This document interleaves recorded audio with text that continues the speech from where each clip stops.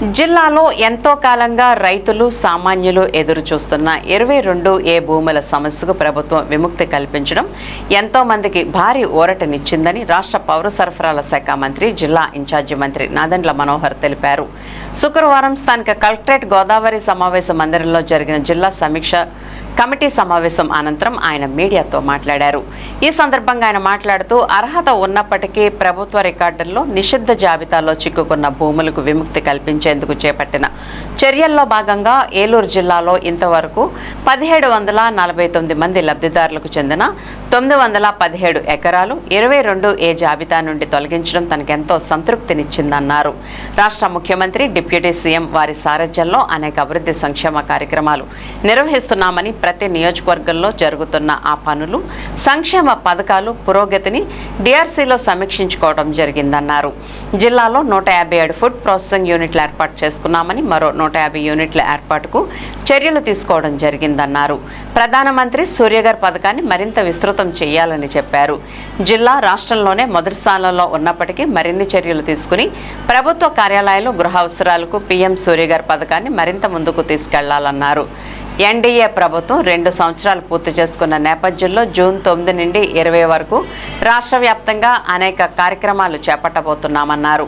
Gulf ప్రాంతంలో జరుగుతున్న యుద్ధం కారణంగా ఇటీవల వంట గ్యాస్ ఇబ్బందులు ఏర్పడ్డాయని, ప్రస్తుతం ఎటువంటి కొరత లేదని ఆయన స్పష్టం చేశారు. అయినప్పటికీ పైప్ లైన్ ద్వారా గ్యాస్ సరఫరాకు అవకాశం ఉన్న ఏలూరు, నూజివీడుల్లో ఎల్పీజీ బదులు పీఎన్జీ గ్యాస్ కనెక్షన్లు అందించేందుకు చర్యలు తీసుకున్నామన్నారు. ఏలూరు నగరంలో 1000 కనెక్షన్లు, నూజివీడులో 2000 కనెక్షన్లు అందించేందుకు చర్యలు చేపట్టామన్నారు. దీపం పథకం కింద ఏ విధమైన రాయితీ కల్పిస్తున్నామో అదేవిధంగా పీఎన్జీ గ్యాస్ కనెక్షన్లు కూడా వెసులుబాటు కల్పిస్తామని చెప్పారు. సమావేశంలో జిల్లా collector K Vetriselvi, joint collector Abhishek Gowda, Rajya Sabha సభ్యులు పాకా వెంకట సత్యనారాయణ, శాసనసభ్యులు బడేటి రాధాకృష్ణయ్య, సొంగా రోషన్ కుమార్, పసమట్ల ధర్మరాజు, బొమ్మిడి నాయకర్ తదితరులు పాల్గొన్నారు. ఈరోజు ఏలూరు జిల్లాలో జిల్లా అభివృద్ధి కార్యక్రమాలు, అదేవిధంగా ప్రతి నియోజకవర్గంలో జరుగుతున్న సంక్షేమం, రాష్ట్ర ప్రభుత్వం గౌరవ ముఖ్యమంత్రి గారు చంద్రబాబు నాయుడు గారు, అదేవిధంగా గౌరవ ఉప ముఖ్యమంత్రి గారి సారథ్యంలో చేస్తున్న అనేక కార్యక్రమాలని సమీక్షించుకున్నాం. గౌరవ పార్లమెంట్ సభ్యులు, రాజ్యసభ పాక సత్యనారాయణ గారు కూడా ఈరోజు హాజరయ్యారు.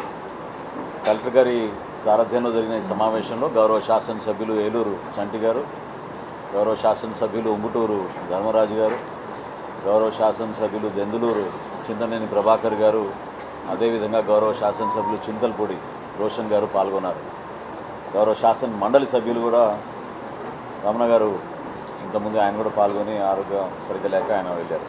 సో ముఖ్యంగా మన జిల్లాలో చేపట్టిన అనేక కార్యక్రమాల్లో ఇప్పటివరకు ఎక్కువగా తృప్తినిచ్చింది మాకు ఈ 22A భూముల పైన ఉన్న సమస్యలు రిజాల్వ్ చేయడానికి.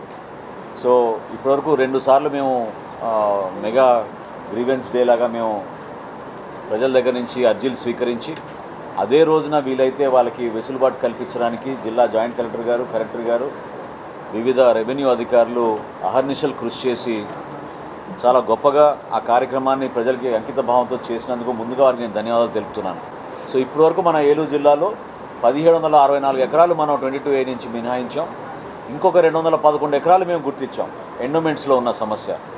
ఆ ఎండోమెంట్స్ డిపార్ట్మెంట్లో ఉన్న సమస్యని 22A ద్వారా కూడా పరిష్కారం కోసం నెక్స్ట్ ఏదైతే మేము గ్రీవెన్స్ డే ఏర్పాటు చేస్తామో 22A పైన జిల్లా ఎండోమెంట్స్ అధికారి, అదేవిధంగా రాష్ట్ర స్థాయిలో ఉన్న డిప్యూటీ కమిషనర్ గారు, జాయింట్ కమిషనర్ గారి సహకారంతో ఈ 211 ఎకరాలకి కూడా మేము ఈ 22A నుంచి విముక్తి కలిగే విధంగా చర్యలు తీసుకోవడానికి ఒక ప్రయత్నం ఖచ్చితంగా చేస్తాం. వ్యవసాయ రంగం పైన ఖరీఫ్కి ఏ విధంగా సిద్ధమవుతున్నామో దానిపైన సమీక్షించుకున్నాం.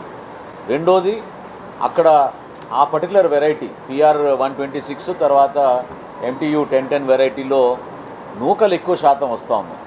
సహజంగా 25% వరకు ఫేర్ యావరేజ్ క్వాలిటీగా పరిగణిస్తారు. వీటిలో మాత్రం దాదాపు 42 నుంచి 50% వరకు నూకలు రావడంతో మనకి FCIలో అంత ఈజీగా అనుమతులు దొరికే పరిస్థితి లేదు. కానీ మొట్టమొదటిసారి మన ఎన్డీఏ ప్రభుత్వం గౌరవ ముఖ్యమంత్రి గారి సహకారంతో కేంద్రంతో చర్చించి 2 లక్షల మెట్రిక్ టన్నులు అదనంగా మనం తీసుకురాగలిగాం. తద్వారా ఈ బాయిల్డ్ వెరైటీ కూడా మనం కొనుగోలు చేయగలిగాం ఈసారి రబీలోనూ అనే విషయం మీ అందరికీ కూడా ప్రస్తావిస్తున్నాను.